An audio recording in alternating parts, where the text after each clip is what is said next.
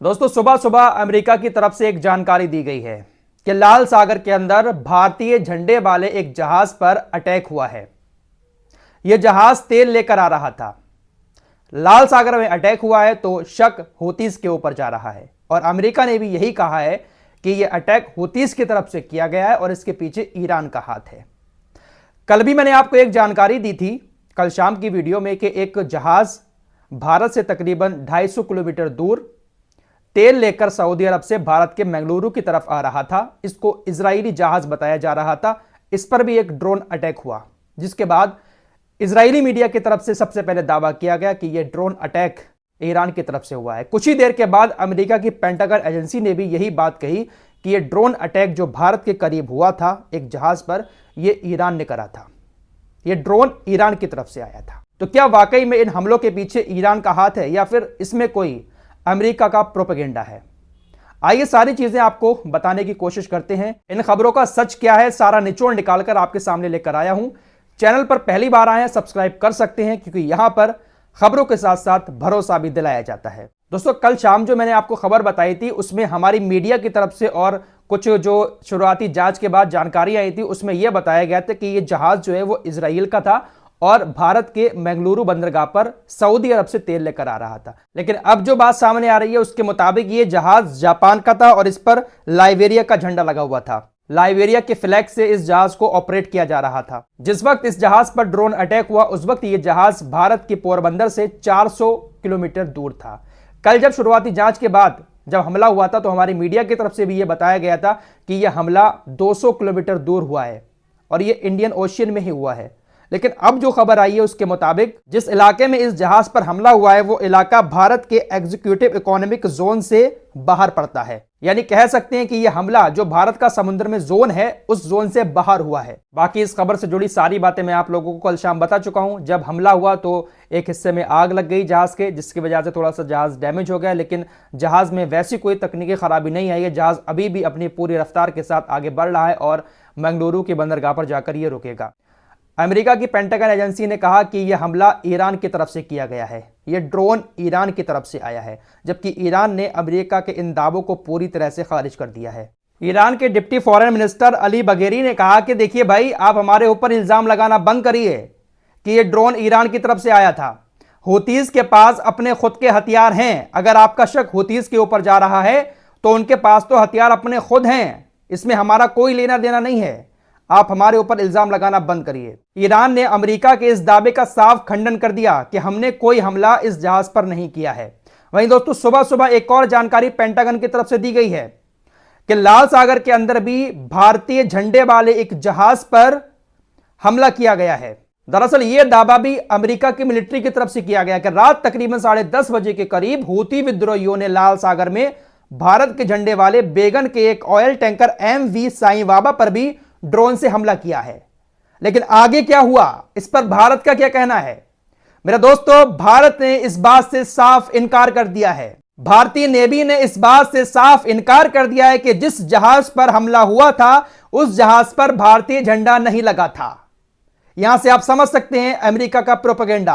Pentagon ने सुबह से ही यह बात कहना शुरू कर दी कि भारतीय झंडे वाले जहाज पर हूतियों ने हमला किया है, लेकिन भारतीय नेवी ने कहा नहीं भैया, जिस जहाज पर अटैक हुआ है उस पर भारतीय झंडा नहीं लगा हुआ था। तो ये देख सकते हैं प्रोपेगेंडा अमेरिका का।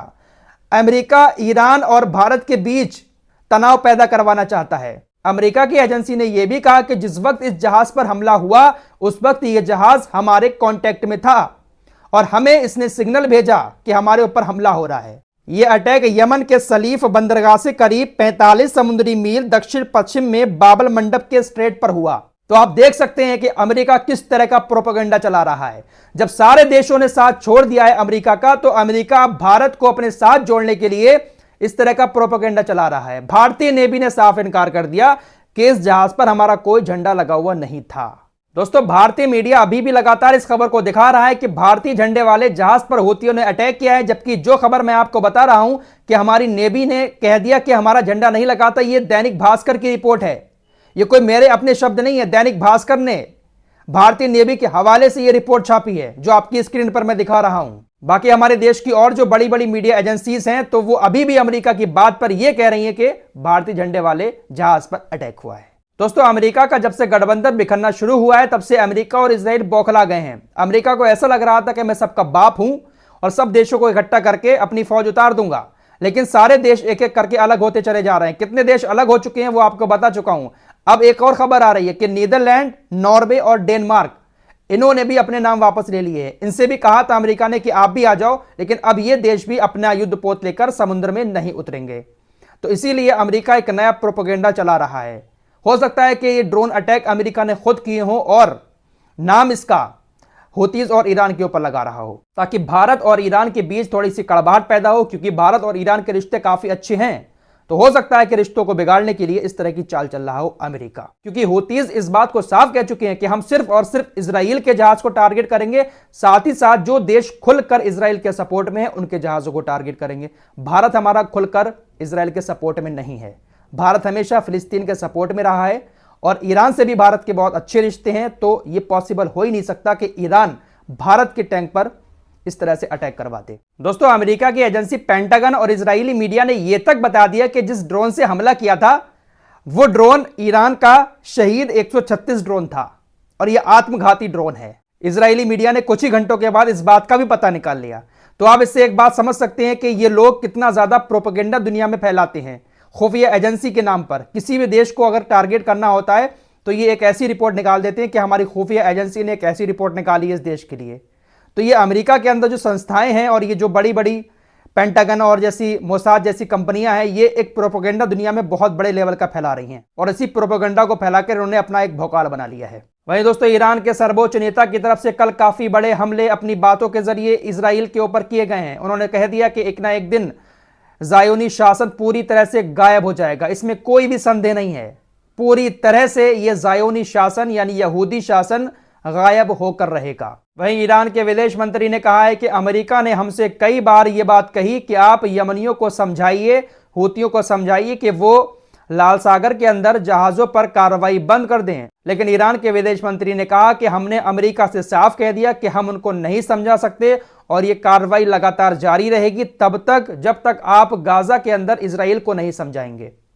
आप गाजा के अंदर इजराइल को नहीं रोकेंगे, हम लाल सागर के अंदर हूतियों को नहीं रोकेंगे। जब तक पूरी तरह से ज़ायोनी शासन का अपराध बंद नहीं हो जाता गाजा के अंदर फिलिस्तीनियों के साथ, तब तक ये कार्रवाई लाल सागर में जारी रहेगी। फिलहाल लाल सागर के अंदर ये जो कुछ भी हो रहा है इसका सीधा जिम्मेदार इजराइल है और इजराइल की वजह से ही यह सब कुछ हो रहा है। इसका बहुत बड़ा असर यूरोप पर पड़ रहा है।